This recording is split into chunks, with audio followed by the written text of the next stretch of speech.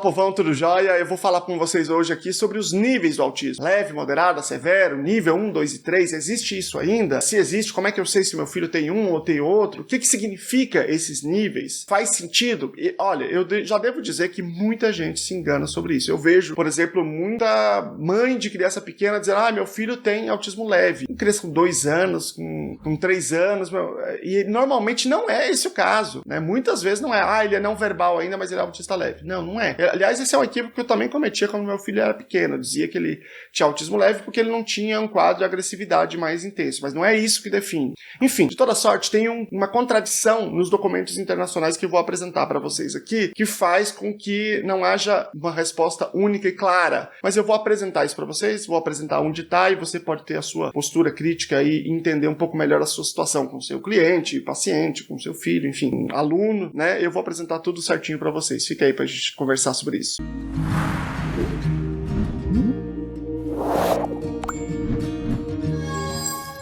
Meu nome é Luciano Lacerda, sou doutor em Educação pela PUC São Paulo. Fiz o pós-doutoramento no Departamento de Psicologia da UFSCar. Eu pesquiso, autismo e práticas baseadas em evidências. E, como eu disse, esse é um erro que eu cometia também. Eu tenho um filho, um autismo, quando ele era pequeno, eu dizia, meu filho tem autismo leve. Por quê? Porque não era um quadro agressivo. Mas não era, No caso dele é um autismo severo. Mas o que eu quero dizer quando eu estou falando isso? Autismo severo, o nível 1, 2 e 3, são expressões que têm sentidos diferentes. Então vamos lá, vamos apresentar primeiro para vocês esse quadro, tá? Do que significa essas expressões. Bom, essa expressão leve, moderado, severo, ele não está em nenhum documento oficial, ele não serve de parâmetro oficial para oferecer diagnóstico. É uma expressão do senso comum e das pessoas no âmbito da saúde, mas sem uma clareza muito grande do que a gente estava falando, porque não está descrito em nenhum lugar assim específico de uma maneira mais formal. Mas o que as pessoas querem dizer quando elas dizem leve, moderado e severo? Elas estão falando, em geral, na minha perspectiva, de quadro que tem um maior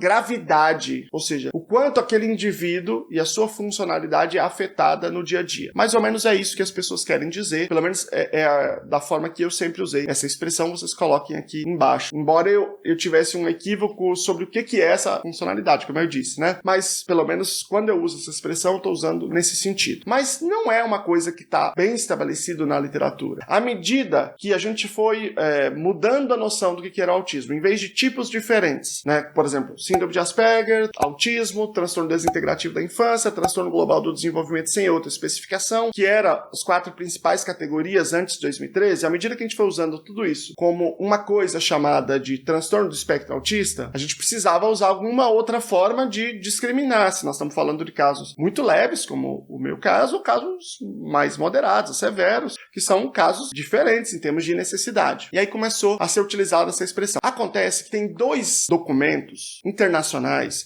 que são utilizados como referência para os estados, para os governos, o equipamento público e também as instituições privadas, para oferecerem diagnóstico e apoio para os indivíduos. Para a gente ter um consenso mundial, para quando alguém fala de autismo lá na China, a gente sabe o que ele está falando. Quando a gente fala de um certo quadro, outras pessoas de qualquer país sabem do que a gente está falando. A gente está usando a mesma linguagem. Serve para isso, para equiparar essa linguagem, para a gente trocar informação e conseguir avançar mais rápido. Esses documentos são 2. Um se chama Manual Estatístico e Diagnóstico de Transtornos Mentais. A gente usa a sigla DSM porque é do inglês, que é totalmente dedicado a transtornos mentais. E o outro é a Classificação Internacional de Doenças e Problemas Relacionados à Saúde, que é o famoso CID, Em inglês é ICD, mas a gente usa a sigla em português nesse caso, CID. Nós estamos na 11ª versão do CID e a 5ª versão do DSM. Quem introduziu essa novidade de juntar tudo no transtorno do espectro autista foi o DSM em 2013, DSM-5, Saiu uma versão revisada esse ano, 2022, mas a primeira versão de 2013 já trouxe essa unificação. E aí, para justamente a gente ter essa discriminação desses quadros, se trouxe essa novidade, que era nível 1, 2 e 3. Mas veja que nível 1, 2 e 3 não corresponde àquilo que a gente falava de leve, moderado e severo. Não corresponde a nível de gravidade, corresponde a nível de apoio, de suporte. Então, por exemplo, nível 1,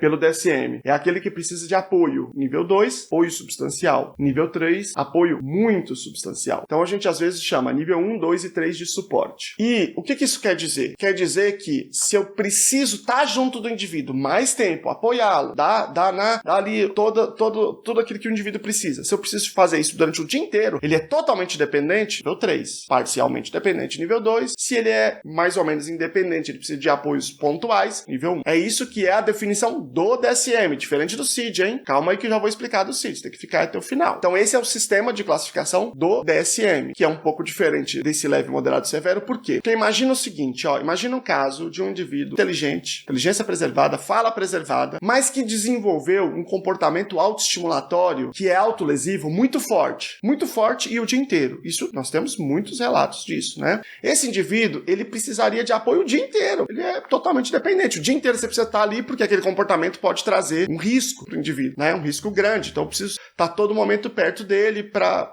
apoiá-lo, para ajudá-lo. Mas esse indivíduo não é o que nós chamaríamos, de um modo geral, de autismo severo, né? Por quê? Porque ele tem uma cognição preservada, ele tem uma fala preservada, ou seja, ele tem um conjunto de habilidades que, no entanto, nesse caso, né, está sendo prejudicada por esse comportamento, que é um comportamento grave. Então, ele é nível 3, mas ele não é normalmente o que a gente chamaria de severo, entende? Essa forma de classificar é uma forma muito confusa. Esse é o primeiro problema. O segundo problema é que nós não temos nenhum instrumento claro que vá dividir esses 3 níveis de uma maneira mais objetiva. Você tem alguns instrumentos, a CARS, a EIDOS, o ADIR, que oferecem algum referencial, mas esse referencial não é bom. É um referencial que é meio solto, é meio vago. Então, não é uma forma realmente útil para quem vai fazer o diagnóstico lá na ponta para dizer claramente qual é o nível do indivíduo. E aí é o seguinte, é preciso deixar muito claro, não dá para fazer isso com bebês. Não dá. Bebês, você pode até ter o diagnóstico de autismo, mas dizer qual é o nível é muito improvável, porque a alteração ali ainda é muito profunda. Depois que o indivíduo passa ali para o fim da primeira infância, segunda infância. Aí sim, na segunda infância, é que você consegue ter um quadro melhor. Por exemplo, a deficiência intelectual, que é um definidor importante nesse processo, ela não consegue ser diagnosticada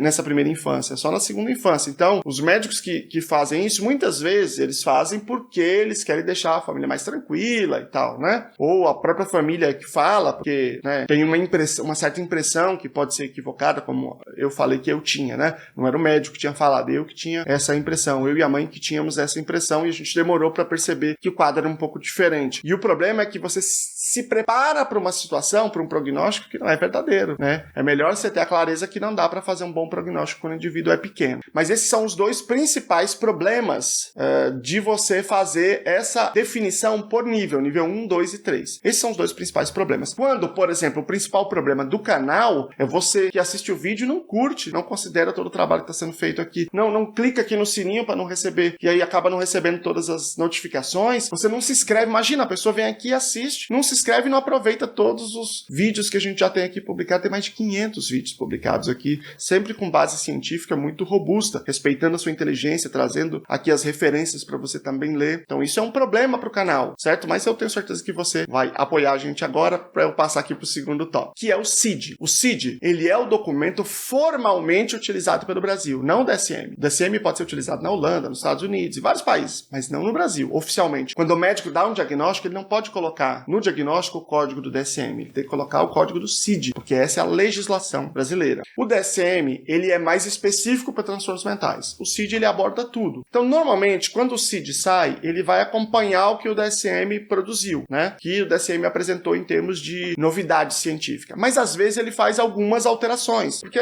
por exemplo, nesse caso, o DSM saiu em 2013 e o CID saiu em 2022. Então, você tem uma lacuna aqui que tem outras atualizações que o CID acabou incorporando. Talvez, lá no DSM-6, essas novidades também vão para esse outro documento. Talvez, a gente não tem como saber porque não tem nem previsão ainda. Mas o CID, até 2022, ele estava dizendo ainda que o autismo era uma condição separada, vários subtipos. Agora, em 2022, que ele adotou o transtorno do espectro autista, esse conceito geral. Só que ele não adotou o nível 1, 2 e 3. Não adotou. Por quê? Por conta de todos esses problemas que eu falei para vocês, todas essas dificuldades de definir o que é cada um desses níveis, todos esses problemas na hora de você definir, né? Na hora de você olhar para o indivíduo e definir o que é aquele quadro. Então, o CID fez uma outra proposta, que eu e as pessoas que eu conheço, os terapeutas que eu conheço, os médicos, pessoas que trabalham com diagnóstico, todos eles gostaram muito mais, que é a ênfase nos especificadores. Quais especificadores? três principais, né?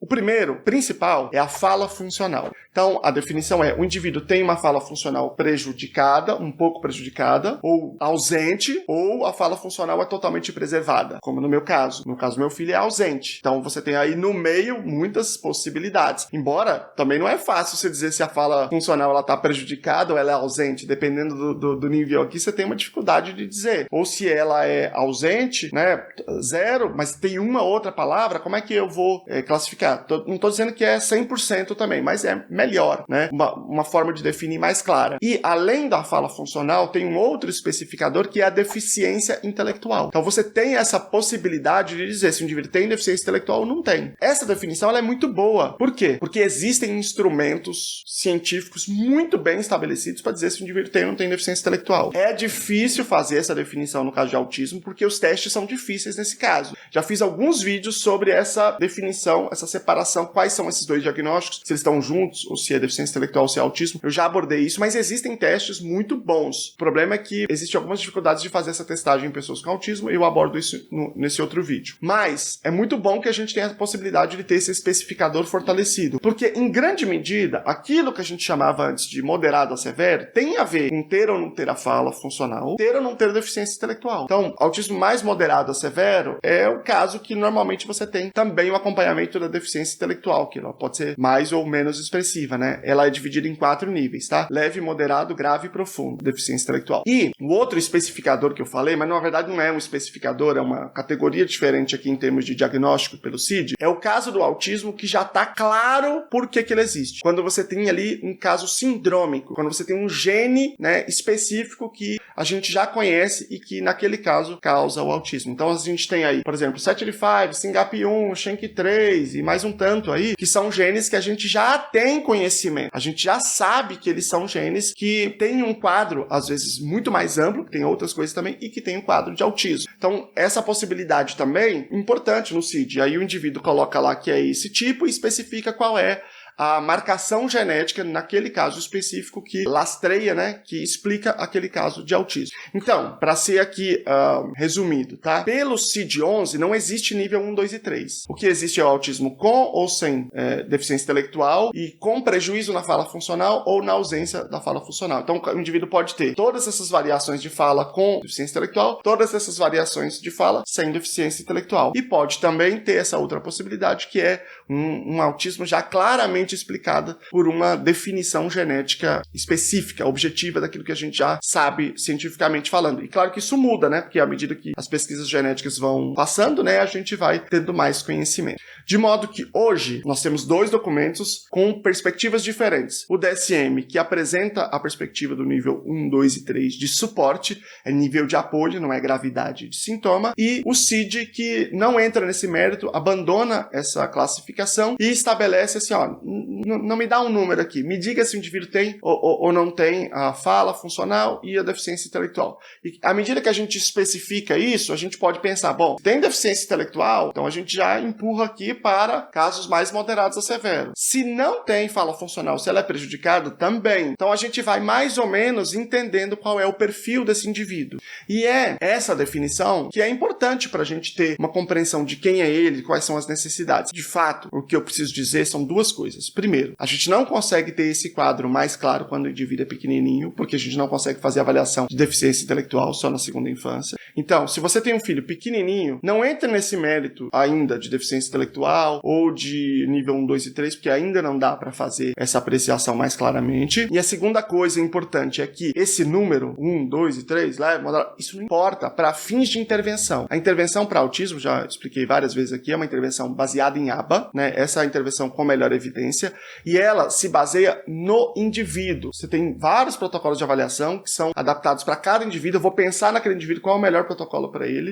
e aí eu vou avaliar e eu vou fazer a intervenção para aquele indivíduo, né?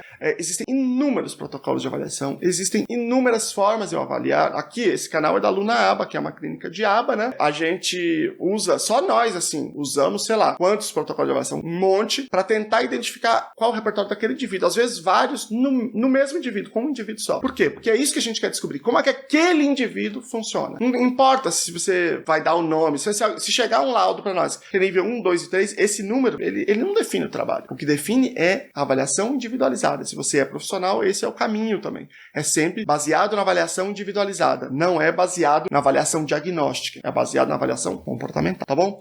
Gente, olha, como eu disse para vocês, tem mais de 500 vídeos aqui. Se vocês forem aí no YouTube, coloca assim, Lucelmo, deficiência intelectual e autismo. Lucelmo, TDAH e autismo. Lucelmo, habilidades sociais e autismo. Qualquer coisa que vocês estiverem procurando sobre autismo, vocês podem fazer essa procura para aproveitar esses 500 vídeos, né? Principalmente você que está conhecendo o canal agora. E já pega esse vídeo aqui, já manda nos grupos de pais, de profissionais, que a gente vai espalhar conhecimento aqui de qualidade, baseado em ciência, para todo mundo, tá bom? Grande abraço, tchau pra vocês.